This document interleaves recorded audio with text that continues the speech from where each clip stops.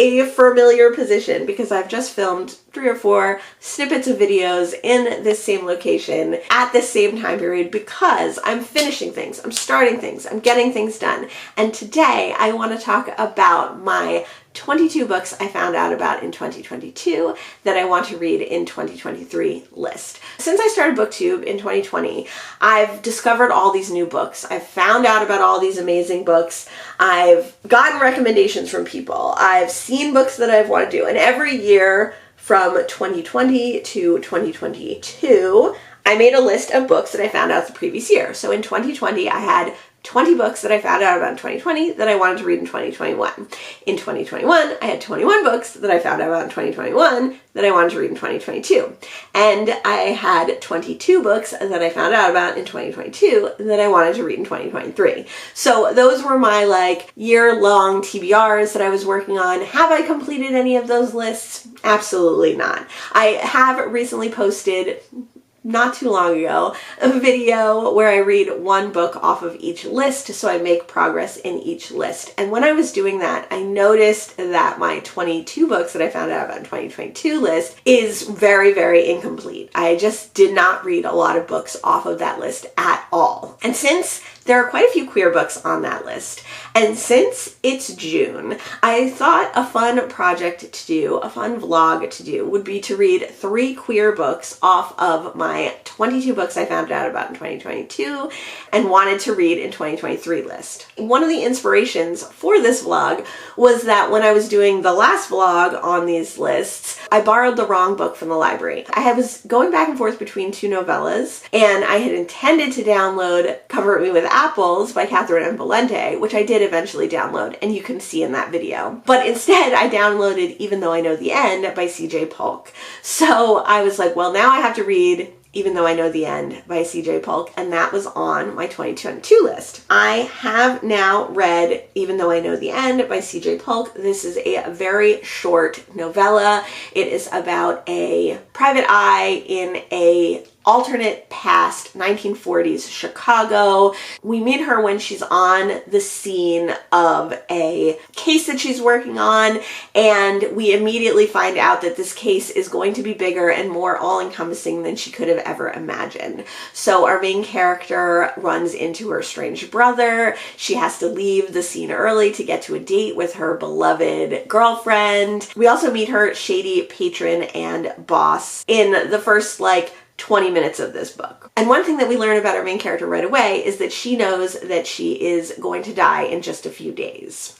So the story goes from there, and we follow our main character as she gets embroiled in this case that she doesn't want to take, as she tries to mend the relationship with her estranged brother, as she navigates her shady employer, and as she tries to keep her beloved girlfriend safe. That's the basic premise. It's very quick, it's very short, it's very fast-paced. It's so fast-paced that if you blink, you might miss something, so I would definitely suggest paying attention if you're reading the audiobook. There were a couple of points where I did have to go back and re-listen to some things that I missed, or I just missed one little bit of action. This is a very action-packed novella. I really did love the noir setting. As you know, I love noir PIs, I love noir settings, so I thought that was really fun and awesome, and I would definitely highly suggest this one. And it was a super fast, easy book to tick off my list for my 22 books I found out about in 2022 that I wanted to read in 2023. So I have already decided that the next book that I'm going to read for this vlog is They by Kay Dick.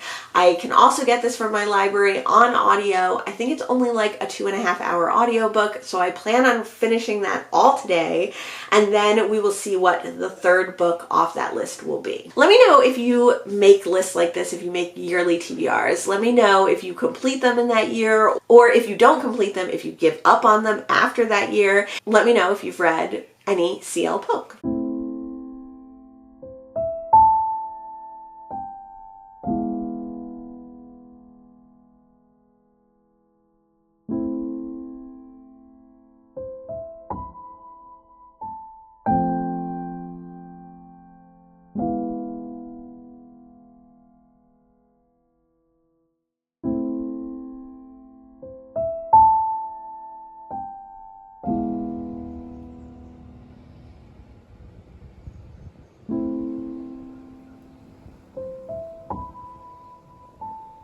I finished They by Tay Dick. It was really, really interesting. I flew through it. I read it all in one sitting. I read it on audio. I would love to get a physical copy of this book. They is a very quiet novel told in kind of 4 distinct parts about this dystopian future of the world. Our main character is a young woman. She's a writer, and she lives alone in England at a time when art is not prioritized, and sometimes it is even censored or restricted or destroyed. She lives at a time when you are not supposed to live alone. You're supposed to be with a partner. You're supposed to procreate. You're supposed to have kids. You're supposed to perpetuate the ideas and ideals and society that has been created in these times by this government. She lives in a time where you have to be cautious and careful of everyone you see and everyone you meet. You have to not be sad, you have to not be worried, you have to not be overly friendly, you have to kind of keep to yourself and maintain this social and emotional norm that they want you to have. And then they might come to your house, they might take you away, they might destroy your artwork, they might destroy your writing. One day, if they come, you might be gone.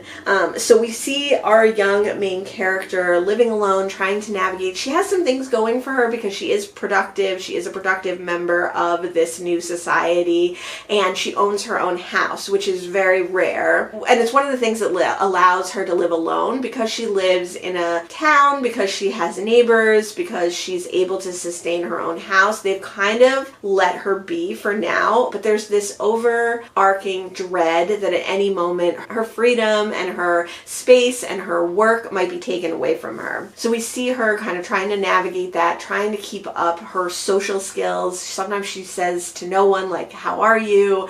Are you okay? What do you need? Because you're not allowed to say those things. You're supposed to be cordial, but not involved with people's lives. We see that she's had to take in guests. When people come, it is known in this society that you are supposed to let them in. You're supposed to take care of them. You're supposed to help them, whether they might be against you or for you. But you can't get too close. You can't learn too much. And some of the guests that she takes in are very suspicious of her, very suspicious of her lifestyle. She has to act a certain way. She has to be a certain way. And we see the strain and we feel the strain as the readers that this is taking on her. She does have friends, other artists, other community, other people who live alone or in couples that she can communicate more freely with, but there is always this idea that they have to be very careful, that they have to talk in secret, that they can visit each other because that's allowed, but they have to be very cautious of their actions and their ideas and not spreading grief or worry or any ideas that might go against this utopian, dystopian society. So the 4 kind of stories or vignettes in this book follow her throughout all these things. Sometimes she's visiting people that she knows. Sometimes she's consoling other artists that she knows that have lost their work. Their work has been destroyed. Sometimes she's seeing people in her neighborhood who have gone to like rehabilitation centers and come back totally changed. Any grief or any depression or any signs of mental instability are like dealt with swiftly and surely. We also see her hiding and running from them, from the people who are running this society in certain instances in these stories. So it was a very nebulous, not like a strong plot that they had, not like a specific linear plot, but a very strong feeling of dread and worry and the idea of having to conform. They reminded me very much of the chrysalids in the idea of having to hide who you were, having to protect your secrets, having to find others like you and kind of travel to meet people in the society who were non-conforming, who were out of the society, and how you had to keep all those communications like secret. And then it also reminded me of Day of the Triffids and the idea that you couldn't trust anyone, you couldn't trust anything, you had to like be in your house, you had to maintain a certain environment, and that everyone around you might be out to get you. So you had to travel to different places with this looming dread hanging over you, with this always this potential of being attacked or being taken away looming over you. And then lastly, it reminded me a lot of The Memory Police, with the idea of conforming, with the idea of anything that didn't fit, they would come take away. So in The Memory Police, they're taking away memories, and then they're also taking away all the objects associated with those memories. But in they could come and just rifle through your house and take away the art, or take away your work, or take away people in your life. So all three of those kind of dystopian books, those post-apocalyptic books, reminded me very much of They. And certainly the themes of having to conform, having to be the way society wants you to be, as opposed to how you are. Not being able to be an individual, not being able to be queer, not being able to be a person who remembers things or cherishes things, not to be a person who can be kind to other people, and that whole idea of the homogenization of society was very much like all three of those books. I thought it was amazing. I've heard a lot of criticism of this book. I've heard people don't really like it, but I thought it was great. Right up there with the John Wyndhams I've read. I definitely want to get a physical copy of this. I want to read it physically. I want to read it again. But it was definitely like anxiety provoking, and it was scary in that way that our society, especially in America, is headed towards homogenization and the destruction of otherness. So that was the second book that I read off of, the second queer book that I read off of my 22 books I found out about in 2022 and I want to read in 2023 list. And I think the third book that I'm going to read, these were all on audio, but I'm so in love with Hoopla and Libby and being able to get audiobooks from my library. It's such a wonderful resource that I want to keep going. And I think the next book that I'm going to read off of that list is, where is it? Our Wives Under the Sea by Julia Armfield. So I was really interested in this book when I first heard about it in 2022, and I've always been interested in it. I haven't been able to find a physical copy, so I think it's fine. I think I'm excited and I'm ready to read it on audio. This, I think, is going to be more, They was definitely horror, even though I knew the end was not horror at all. And Our Wives Under the Sea is definitely horror, from what I've heard, like psychological horror. But I think one of the themes that all three of these books are going to have is like connection, and the idea of being different and how you can connect with people who are similar to you, but you don't necessarily conform to society. We'll see. I don't know. I'm not sure. Who knows what Our Wives Under the Sea is going to be about. But that's definitely the next book and the last book that I'm going to read for this vlog. It is June 16th, and I do need to read it before the end of June because I'm going away right at the beginning of July, and it's kind of a solo trip, so I don't want to be taking any horror books with me because I don't want to freak myself out. So when I start Our Wives Under the Sea, I will check in with you and see what I'm thinking about it.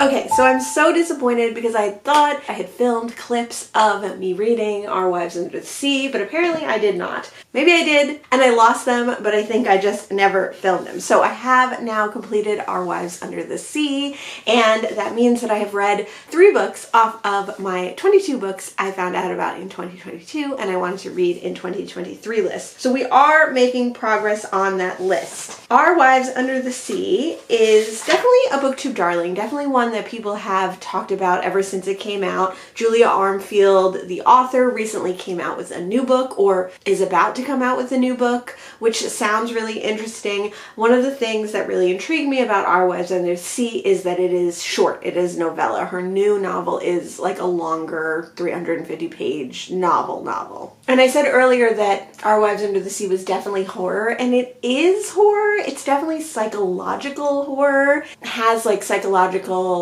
impact, horrific ideas, but it's not like scary the way that I thought it would be. Like, it's not body horror. It's not horror that is as visceral as I thought it would be. There are some visceral horror moments, but it's more like the psychological toll that it's taking on people, and the idea of loss and grief, the idea of not being able to help someone when you know they need help, and also the idea of being out of place, being in the wrong place, being in the wrong body, being in the wrong environment. So Our Wives Under the Sea are about 2 wives who, one of them is a deep sea explorer and has recently returned from a deep sea mission to her wife, who does not do those things, but she's come back different. She's come back wrong, according to her wife. We follow both wives. We get flashbacks of the deep sea diver as she is going down with her crew and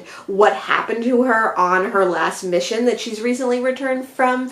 But I would say that the main character is the terrestrial wife, is the wife that stays around when her wife goes deep sea diving. So of course I can't remember their names already, but the main character wife is just dealing with the fact that her wife has come back, that her wife is different now, that she was scared that her wife wouldn't come back at all because these missions are very dangerous, and her wife was gone much longer than they thought she was. Of course, it has kind of the trope of, if your wife's part of like government or private corporation that goes on secret missions and things, or goes on dangerous missions, that you're not going to know like the outcome, that you're going to try and contact heads of that corporation or the governmental arm and not be able to discover what's going on. So of course our main character wife thought that her wife was pretty much dead and she wasn't going to get any answers. When her wife shows up, she's obviously very relieved and happy, but something's wrong and she still can't get any answers. So that's the basic premise. I think that's all you really need to know. You're seeing the main character as she's struggling with her wife coming back and not being herself. And by not being herself, you're not sure if the deep sea diver, something tragic happened. You're not sure if it's psychological. You're not sure if it's post-traumatic stress disorder. Like, you're not sure what's going on throughout the book, and you have to read on to figure that out. So she's grappling with that. And then with the deep sea diver, you're hearing from the mission and what happened to her fellows on the mission and what was going on. So again, I think the scariest part is that idea of not getting answers from higher ups, like the authorities, the people that you are supposed to trust, that you are supposed to turn to find things out and to give you answers and to help you when you're in need, are not there to help you. Like, I think that's a very common thing that's happening now, and a huge anxiety that people have, especially in America with the horrible healthcare system. You know, these are the people who are supposed to help you, and you can call them 100 times a day and not get any answers. Like, so I think that is a anxiety that a lot of us feel or have dealt with family members, or have tried to help family members in that kind of capacity and not been able to. So that is like a very real psychological horror that we go through every day, but also is very scary. And then the idea that this person that you love and that this person that you want to take care of and want to care for, you can't help, or you don't know the way you used to. So I think that's another aspect that is very frightening. frightening. This book did remind me a lot of the Southern Reach trilogy. There's a lot of similarities to Annihilation. It reminded me a little bit of Watchmen in certain aspects, and I don't think that this story was really doing a lot that was new or expounding on those topics or those horrors in a way that was new, but I did really enjoy it. I liked the writing and I liked the characters, so I'm super excited to find out what Julia Armfield does next, what her new book is going to be like, and if it's going to be similar. I also think that this is a story that you can't necessarily tell too often. Like, it is a good story. It is going to be compelling. Maybe that's just me. Maybe I like stories like that, so you know, I find them interesting. But I think if you had to compare or rank that book with Annihilation, like Annihilation's gonna win every time. If you like stories like that, I suggest checking it out. If you want to hear stories like that, I definitely suggest checking it out. But it might not be the best one out there. So I didn't love Our Wives Under the Sea as much as so many booktubers have loved it, but I did really enjoy it. And that brings us to the end of this vlog. That brings us to the end of me reading 3 books for this challenge, but also 3 queer books in June. I've had such a great reading month in June. My monthly reading wrap-up will be out soon, and I read a ton of queer books, and I'm always happy to read queer books. And I had a great time because I read a lot of queer books that I didn't know were queer, and then so I ended up reading a ton of queer books in a row, and it was just so fun. As far as my challenge, I was able to read 3 more books off of the 22 books I found out about in 2022, and I wanted to read in 2023, which is the challenge that I've read the least amount of books off of. I've been doing that challenge for 3 years. I started in 2020. I did 2020, 2021, and 2022, and then in 2023, I switched it up to be just 23 books that I acquired in 2023 and I wanted to read in 2024.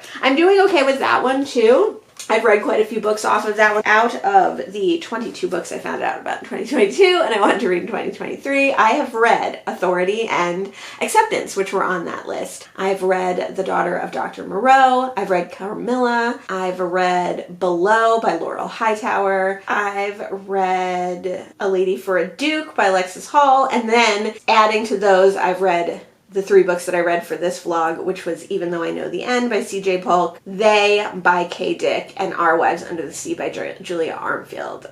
I have, let's see,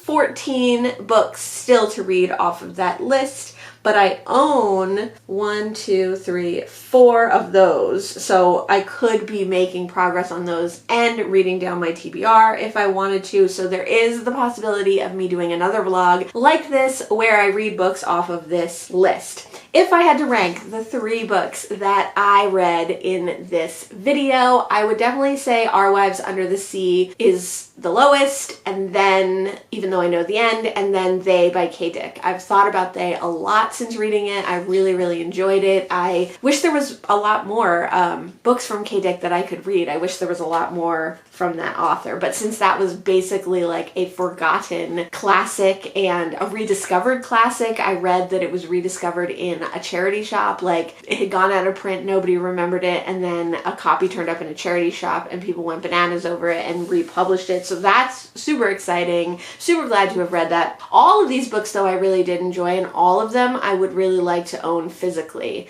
I would definitely like to reread all of these books physically at some point, but especially They by Kay Dick. Let me know if you've made progress on any of your challenges lately. Let me know if you read any of the books that I read here. Thanks so much for joining me, and I'll see you in the next one. Bye!